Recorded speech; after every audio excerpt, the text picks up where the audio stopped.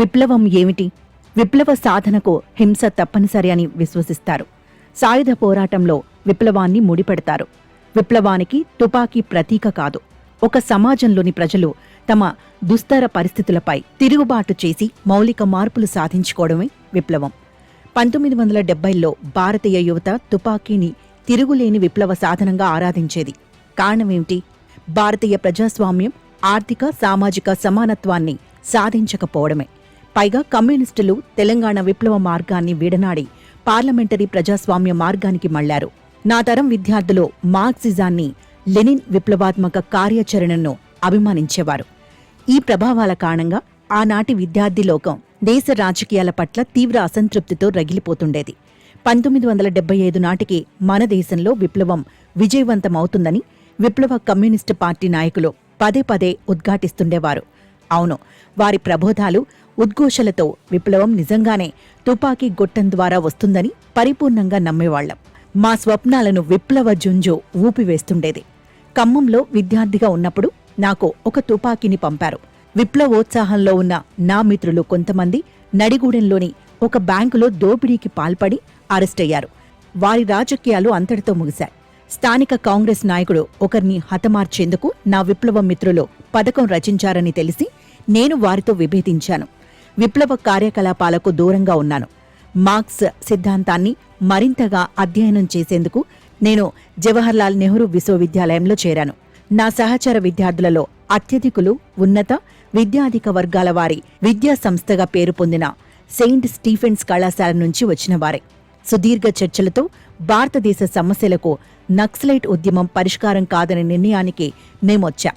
వర్గ సంబంధాలు, వర్గ పోరాటాలను మరింత లోతుగా అధ్యయనం చేయాలని నిర్ణయించుకున్నాం. సామాజిక ఆధిపత్యాలను, సామాన్యుల అస్తిత్వాల పోరాటాల తీరుతెన్నులను మరింతగా అర్థం చేసుకునేందుకు తెలంగాణ సాయుధ పోరాటంలో ప్రజల భాగస్వామ్యాన్ని అవగాహన చేసుకోవడంపై నా దృష్టిని కేంద్రీకరించాను.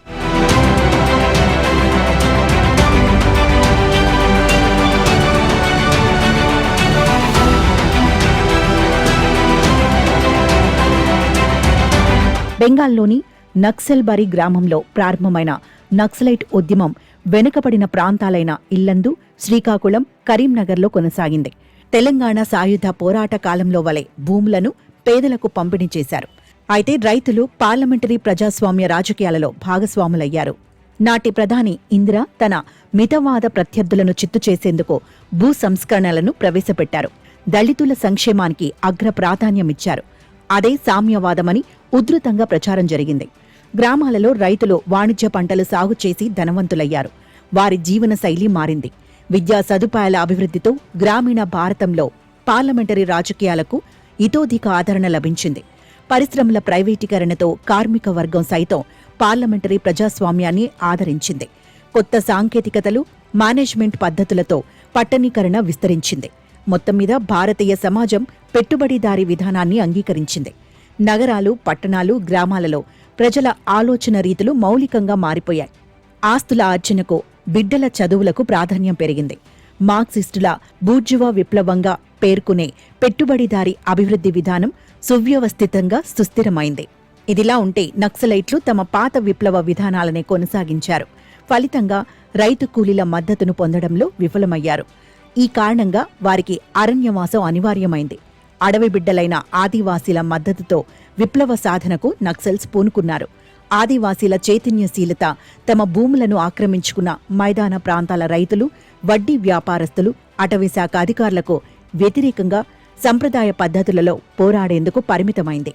తుపాకులతో నక్సల్స్ చేసే పోరాటాలు గిరిజనుల మన్ననలు పొందలేకపోయాయి.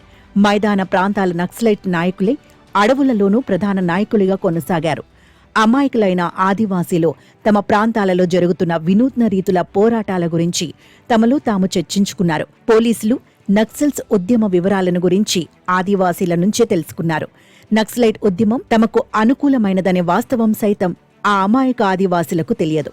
కొంతమంది ఆదివాసీలు ఇన్ఫార్మర్లు అనే అభియోగంతో నక్సలైట్లు కాల్చివేయడం జరిగింది. అదే సమయంలో నక్సల్స్ సానుభూతిపరులు అనే మిషతో అమాయక అడవి బిడ్డలను పోలీసులు నానా విధాలుగా హింసించడం, వేధించడం జరిగింది.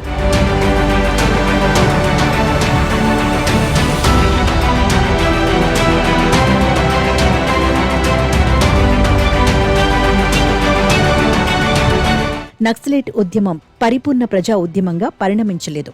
తుపాకీ పట్టిన యువజనులు, రాజ్య వ్యవస్థ భద్రతా బలగాల మధ్య సాయుధ పోరాటంగా మారిపోయింది. నక్సలైట్ ఉద్యమాన్ని శాంతి భద్రతల సమస్యగా ప్రభుత్వం పరిగణించింది.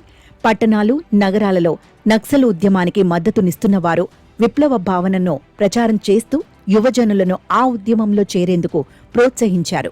ఇటువంటి రాజకీయ వాతావరణం నుంచి ప్రభవించిందే పౌర హక్కుల ఉద్యమం. పలువురు బుద్ధిజీవులు నక్సలైట్ మేధావులుగా పేరు పొందారు. పట్టణాలు, నగరాలలోని నక్సల్స్ మద్దతుదారులు మార్క్స్, లెనిన్ గురించి మాట్లాడటం మినహా ఎలాంటి విప్లవ సిద్ధాంతాన్ని అభివృద్ధిపరచలేదు. ఒక మహోన్నత స్ఫూర్తిదాయక జాతీయోద్యమం నుంచి స్వతంత్ర భారతదేశం ప్రభవించింది. సార్వత్రిక వయోజన ఓటు హక్కు పునాదిగా ప్రజాస్వామ్య వ్యవస్థను అభివృద్ధిపరుచుకున్నది రైతులు, రైతు కూలీలు, దళితులు, ఆదివాసులు. వెనుకబడిన కులాల వారు క్రమేణా ఈ ప్రజాస్వామ్య స్రవంతిలో సంలీనమయ్యారు.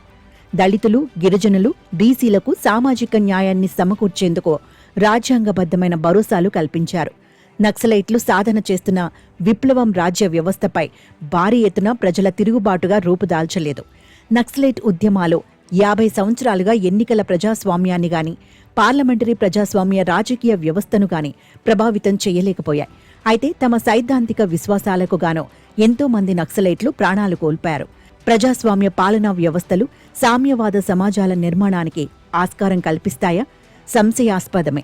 ప్రపంచవ్యాప్తంగా ప్రజాస్వామ్య దేశాలు అన్నీ మితవాద విధానాల వైపు మొగ్గుతున్నాయి. ఆర్థిక వ్యవస్థలను కార్పొరేటీకరణ చేస్తున్నాయి.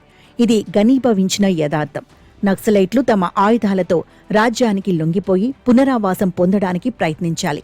లొంగిపోయిన నక్సల్స్కు సౌకర్యవంతమైన పునరావాసం కల్పిస్తామనే హామీతో వారిని పార్లమెంటరీ ప్రజాస్వామిక మార్గం వైపు మళ్లించేందుకు ప్రభుత్వం చొరవ తీసుకోవాలి.